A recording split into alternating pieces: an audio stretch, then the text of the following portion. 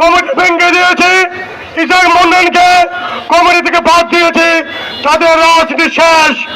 আজকে এই জনসমাবেশ প্রমাণ করেছে অতীতে যারা আমাদের সাথে ছিল, রাজপথে ছিল, সংগ্রাম করেছে, প্রত্যেকটা কর্মী আমাদের সাথে আছে,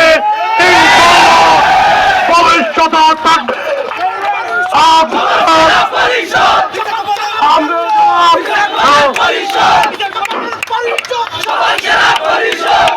যারা কাজের ঘরে বসে এসির বসে কমিটি দিতে পারবেন, আমাদেরকে বাদ দিয়ে সেই কমিটি কমিটি হয়, সেই কমিটি রাজপথ কমিটি হয় না।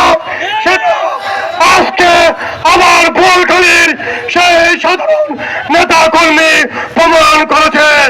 বন্ধু আমার, অনেকেই বলে নিচের দিকে মানুষের অভাব হয় না, আমরা বলি যারা টাকা দিয়ে মিছিলে মানুষ আনে সেখানে মানুষ হয়। আজকে আমরা যাদেরকে নিয়ে মিছিল করেছি সেই সব ব্যক্তি থেকে নিয়ে যারা সেই 23 সালে 16ই ডিসেম্বর খুনি হাসিনার পুলিশ যখন উপজেলায় আজ 5ই আগস্টের পর তথাকথিত কিছুদিন আগে দক্ষিণ জেলা বিএনপির কমিটি ঘোষণা করা হয়েছে, যে কমিটিতে আমরা দীর্ঘ 17 বছর খুনি হাসিনা বিরোধী আন্দোলন করেছি, সংগ্রাম করেছি। সেই সকল নেতা কর্মী থেকে বাদ দিয়ে কমিটি করার পর আজকে সর্বপ্রথম বোয়ালখালীতে আমরা একটি মিছিল র্যালি